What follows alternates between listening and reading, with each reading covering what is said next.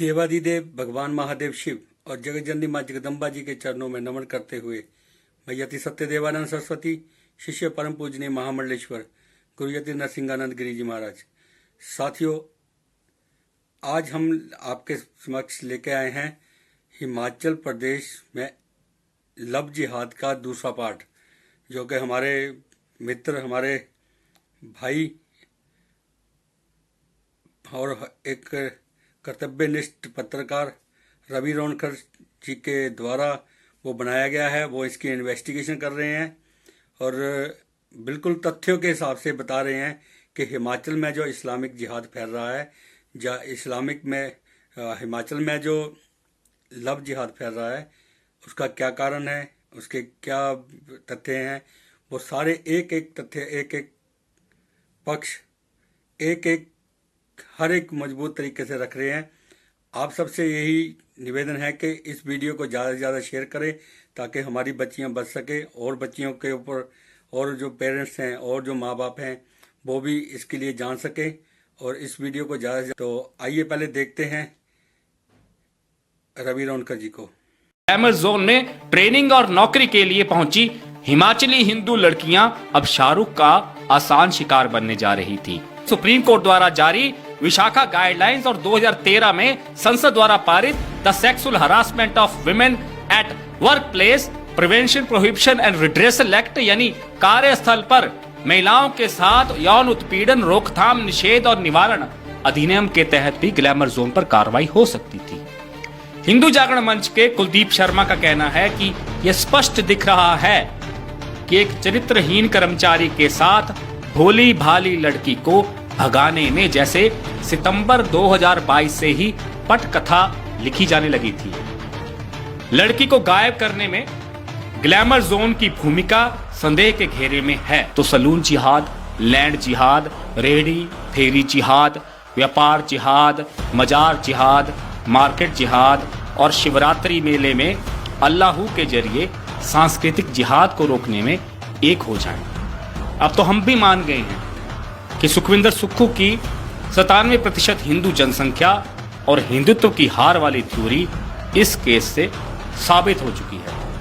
Hence proved. और कभी भी 1 रुपए की हेराफेरी नहीं करती थी। जो बताया था मैडम ने बताया, उस लोन वाली इस लेडिया ने बताया कि भाई हाँ ये वो शाहरुख नाम का लड़का है, उसके साथ भागी गई। ये उस लोन वाली जो इशू गुलेरिया उसकी मैडम है, उसके नंबर पर फ़ोन किया तो उसने बोला भाई आपकी बेटी मेरे बच्चों को छोड़ने स्कूल गई है।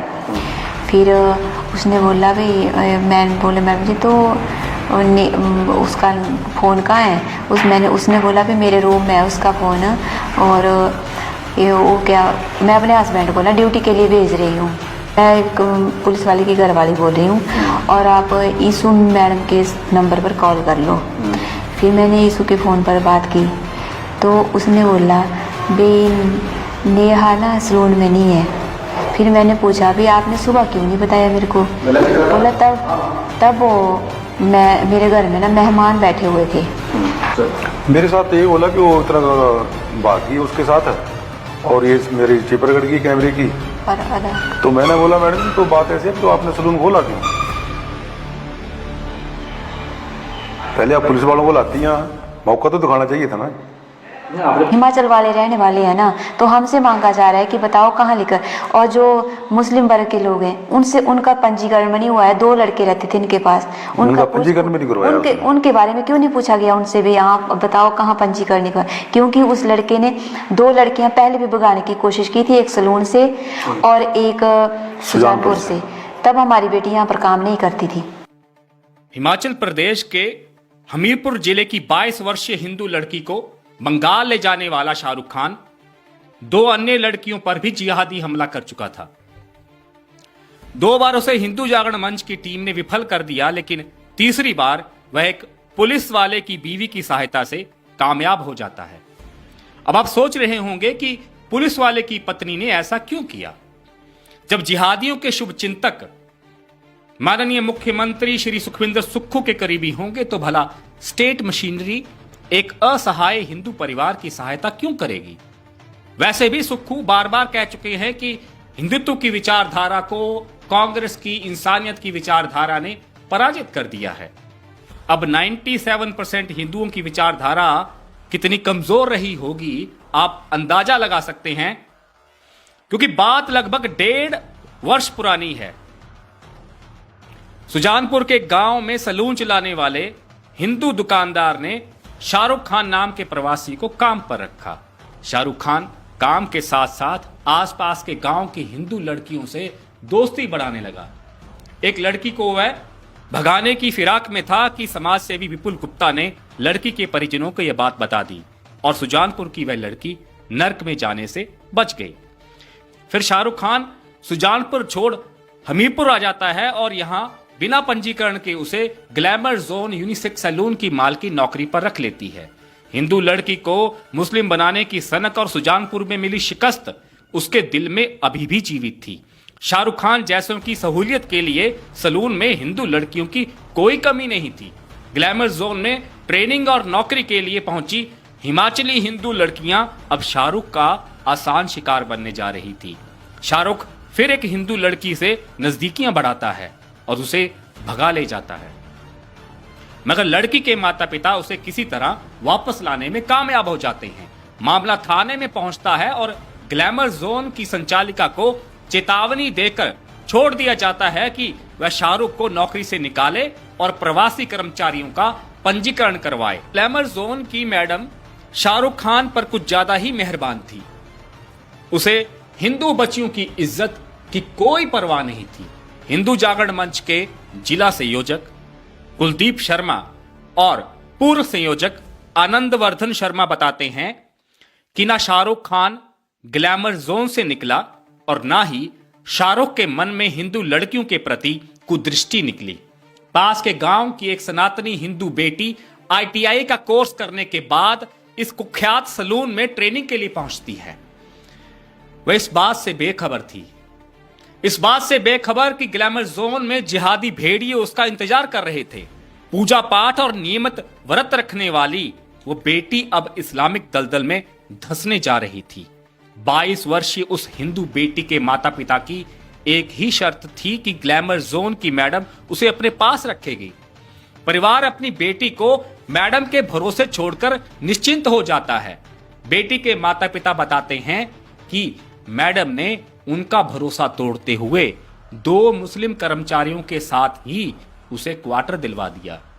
देखिए, इस लव जिहाद के मामले में मैं एक बात स्पष्ट कर देना चाहता हूं कि कुछ लोग बेटियों पर लांछन लगाते हैं। मैं बताना चाहता हूं कि बेटी चाहे जितनी भी सुशील हो, जितनी भी अच्छी हो, जितनी भी संस्कारी हो, अगर वो भेड़ियों की रेंज में आ जाए तो उसका बचना लगभग असंभव हो जाता है। आपको क्या पता कि कौन से टूल्स, कौन से तरीके बेटियों को फंसाने के लिए इस्तेमाल होते हैं। एक असहाय बेटी उनका सामना नहीं कर पाती है, क्योंकि शाहरुख के पहले 2 कुकृत्य ये साबित करते थे कि वह किसी सभ्य समाज के संस्थान में नौकरी के लायक नहीं था। मेरी बात पर विश्वास ना हो तो 1997 में सुप्रीम कोर्ट द्वारा जारी विशाखा गाइडलाइंस और 2013 में संसद द्वारा पारित the sexual harassment of women at work place prevention prohibition and redressal act, यानी कार्यस्थल पर महिलाओं के साथ यौन उत्पीड़न, रोकथाम, निषेध और निवारण अधिनियम के तहत भी ग्लैमर जोन पर कार्रवाई हो सकती थी, क्योंकि शाहरुख संस्थान में एक गलती कर चुका था, फिर भी उसे निकाला नहीं गया। शाहरुख खान का अपनी 2 सहकर्मियों के साथ यौन उत्पीड़न का यह मामला आज एक निर्दोष बेटी के गायब होने का कारण बन चुका है। अब आगे बढ़ते हैं। ग्लैमर जोन ने वहां काम कर रही लड़कियों को खतरे में तब डाला जब प्रवासी मुस्लिम कर्मचारियों के बगल में रिहायशी कमरा दिलवा दिया गया। इतना ही नहीं, माता पिता बताते हैं कि मुद्रा लोन के तहत मैडम ने उनकी बेटी को सितंबर 2022 में ग्रामीण बैंक की शाखा से 1 लाख रुपए का कर्ज भी दिलवा दिया। इसमें मैडम ने उस कर्ज में गवाही दी हुई है। हिंदू जागरण मंच के कुलदीप शर्मा का कहना है कि यह स्पष्ट दिख रहा है कि एक चरित्रहीन कर्मचारी के साथ भोली भाली लड़की को भगाने में जैसे सितंबर 2022 से ही पटकथा लिखी जाने लगी थी। लड़की को गायब करने में ग्लैमर जोन की भूमिका संदेह के घेरे में है, क्योंकि पिता का आरोप है कि फर्जी तरीके से वह कर्ज मेरी बेटी को दिलाया गया है और उस पैसे का क्या हुआ आज तक कोई नहीं जानता। एक बात परिवार ने पुलिस को दी शिकायत में भी लिखी है कि मैडम ने उन्हें बेटी के बारे में अंधेरे में रखा। ग्लैमर जोन का प्रत्येक कर्मचारी दिसंबर से ही धीरे धीरे नौकरी छोड़ भाग रहा था। वहां ऐसा क्या होने जा रहा था, जरा सोचिए, वहां ऐसा क्या होने जा रहा था कि सारे कर्मचारी 21 दिसंबर 2022 से 4 जनवरी 2023 के बीच नौकरी छोड़ देते हैं। हैरानी की बात यह है कि सीसीटीवी रिकॉर्ड भी नष्ट कर दिया गया है। लड़की का मोबाइल 4 जनवरी 2023 को बंद हो गया था। 5 जनवरी की सुबह 8:30 बजे के आसपास मां उस मैडम को कॉल करती है कि उनकी बेटी कहां है। मैडम कहती है कि आपकी बेटी मेरे बच्चों को स्कूल छोड़ने गई है, ऐसा माता पिता ने मुझे बताया। जब मां ने पूछा कि उसका फोन बंद क्यों आ रहा है, तो मैडम का कहना था कि फोन अंदर कमरे में है। जब दोपहर को चिंता में डूबी मां फिर से मैडम को फोन लगाती है, तो मैडम अपना बयान बदलते हुए कहती है कि आज तो आपकी बेटी काम पर आई ही नहीं। और यही वो बात है जब परिवार को किसी अनहोनी की आशंका हो गई थी।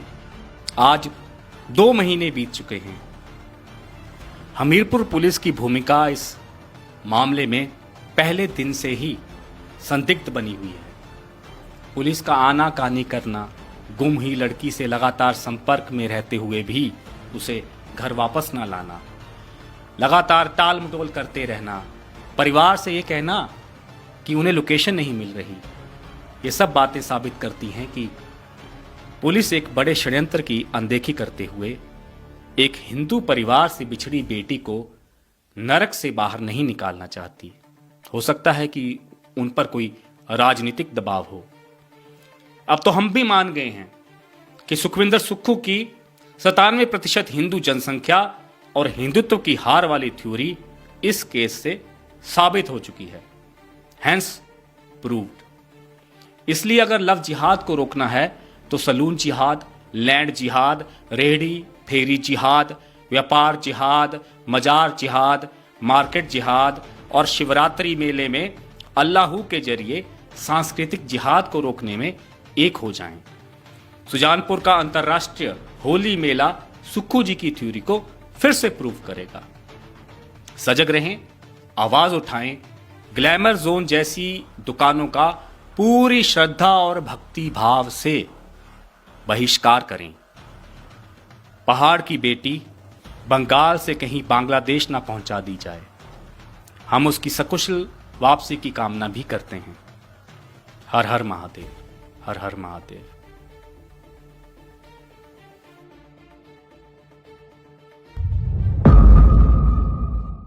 हाँ साथियों, तो आपने देखा कि हमारा हिमाचल और हिमाचल की बच्चियां और हिंदू बहुल जो समाज है उनकी बच्चियां कैसे असुरक्षित हैं, कैसे भेड़ बकरियों की तरह वो चारा बन रही है, भेड़ियों का चारा बन रही है, इस्लामिक जिहादियों का चारा बन रही है।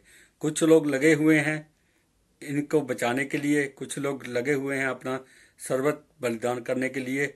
तो आप सबसे निवेदन है इन सब का साथ दें, इन सब का साथ दें, क्योंकि ये कहीं ना कहीं आपके बच्चों की लड़ाई लड़ रहे हैं।